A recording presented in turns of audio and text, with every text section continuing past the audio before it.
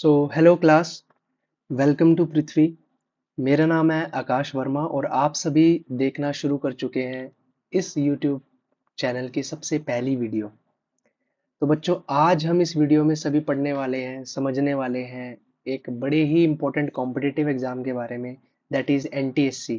तो बच्चों, इस वीडियो में हम पढ़ेंगे कि एनटीएससी एग्जाम कंडक्ट कौन कराता है, क्या एग्जाम पैटर्न है, किन के लिए ये एग्जाम है। बिल्कुल ही डिटेल में हम इस एग्जाम के बारे में पढ़ेंगे, तो लास्ट तक बने रहिएगा। स्टार्ट करते हैं। बच्चों, एग्जाम का नाम है एनटीएसई। एग्जाम की फुल फॉर्म है नेशनल टैलेंट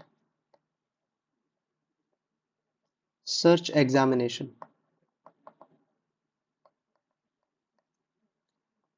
हिंदी में बोले तो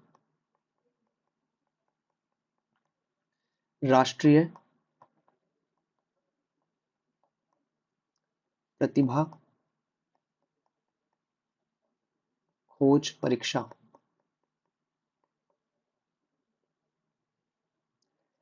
बच्चों, इस एग्जाम को कंडक्ट कौन कराता है? इस एग्जाम को कंडक्ट कराती है एनसीईआरटी। नाम तो सभी ने सुना ही होगा, national council of education research and training. कौन इन एग्जाम को दे सकता है?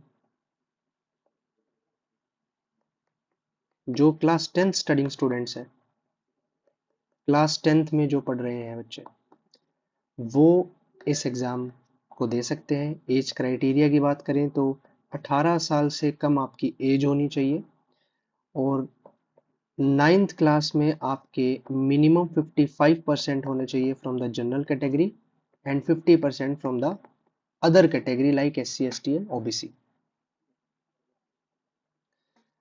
अब हम बात करने जा रहे हैं एग्जाम पैटर्न की।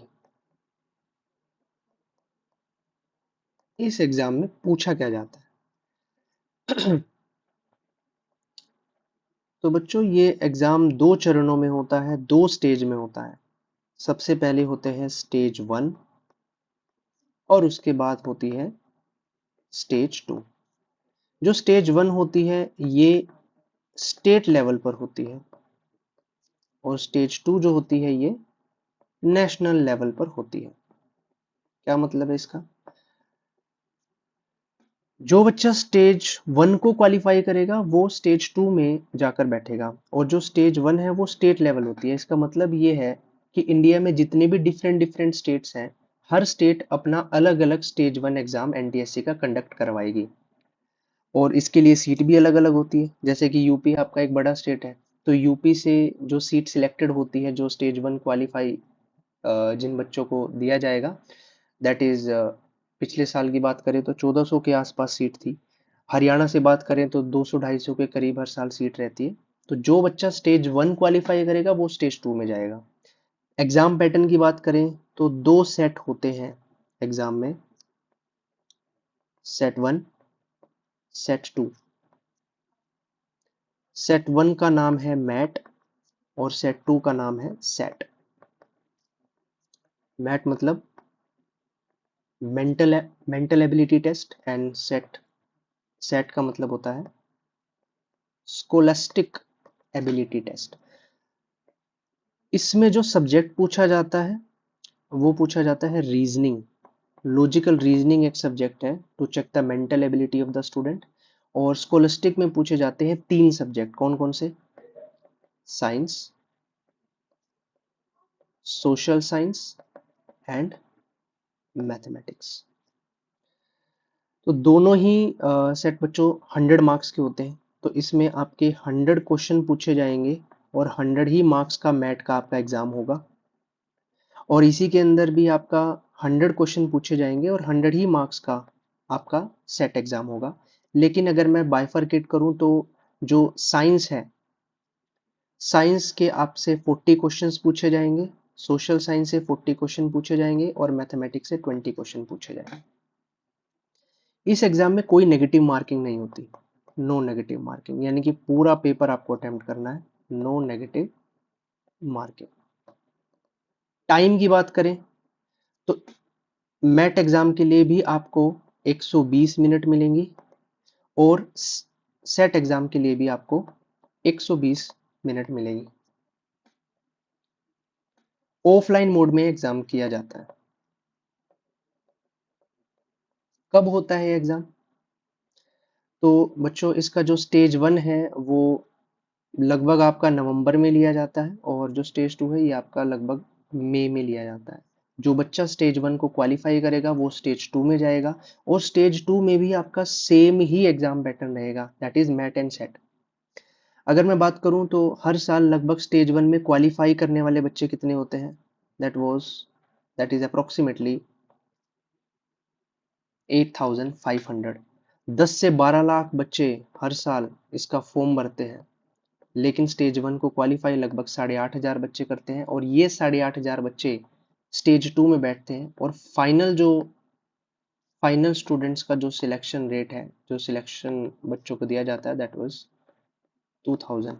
यानी 10 से 12 लाख बच्चे इसका फॉर्म भरते हैं।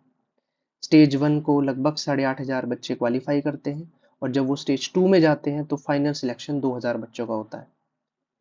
So that was about the exam pattern और कितने बच्चे सिलेक्ट होते हैं। अब इन बच्चों को बेनिफिट क्या दिया जाएगा? तो सबसे पहला बेनिफिट है, because this is a scholarship exam, ये एक स्कॉलरशिप एग्जाम है। जो बच्चा इस एग्जाम को क्वालिफाई करेगा उसको 11th क्लास और 12th क्लास में हर महीने 1,250 रुपए का फाइनेंशियल सपोर्ट दिया जाएगा।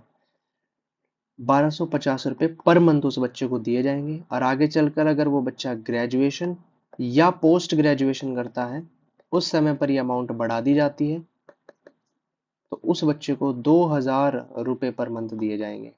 आगे भी अगर वो पीएचडी भी करना चाहे तो उस टाइम पर भी यूजी नॉर्म्स के अकॉर्डिंग जो अमाउंट सिलेक्ट की जाती है वो भी उसे दिया जाता है। कहने का मतलब ये है कि अगर बच्चा इस एग्जाम को क्वालिफाई करता है तो जब तक वो पढ़ेगा तब तक उसको फाइनेंशियल सपोर्ट दिया जाएगा।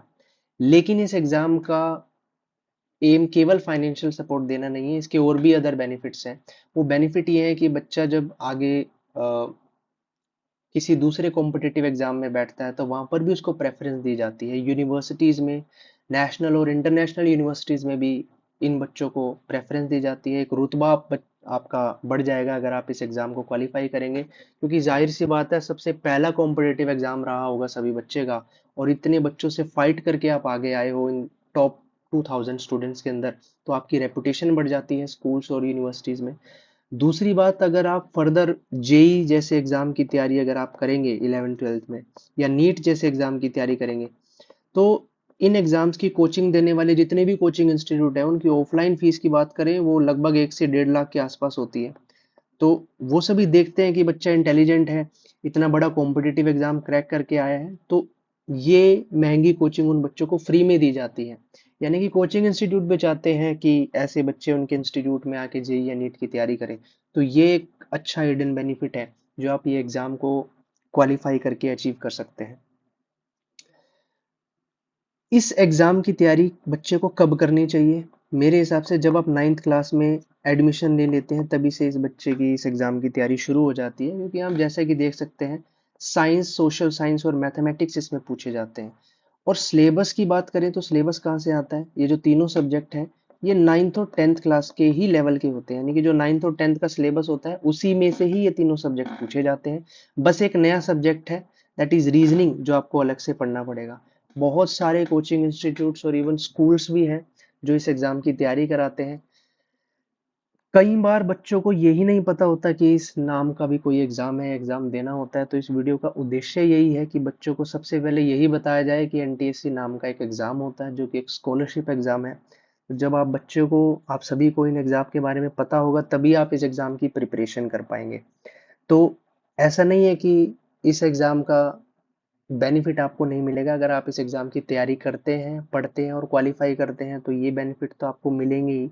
साथ ही साथ जब आप साइंस को अच्छे से पढ़ेंगे, सोशल साइंस और मैथमेटिक्स को अपना स्ट्रॉन्ग करेंगे तो आप अपना फाउंडेशन स्ट्रॉन्ग कर रहे हैं। Specially for the science student, जब आप जेई या नीट की तैयारी करोगे तो आपका फाउंडेशन इतना स्ट्रॉन्ग होगा कि आप इन कॉम्पिटिटिव एग्जाम में भी अच्छे से एक्सेल कर पाओगे। तो ये एक बेसिक जानकारी है जो आप सभी को इस एग्जाम के बारे में जो है पता होनी चाहिए। और तो मेरे हिसाब से इस एग्ज़ाम के बारे में कोई इन्फॉर्मेशन रहती नहीं है। फिर भी अगर आपको कोई डाउट हो तो आप कमेंट सेक्शन में पूछ सकते हैं। इस वीडियो के लिए हम इतना ही रखते हैं। Thank you everyone.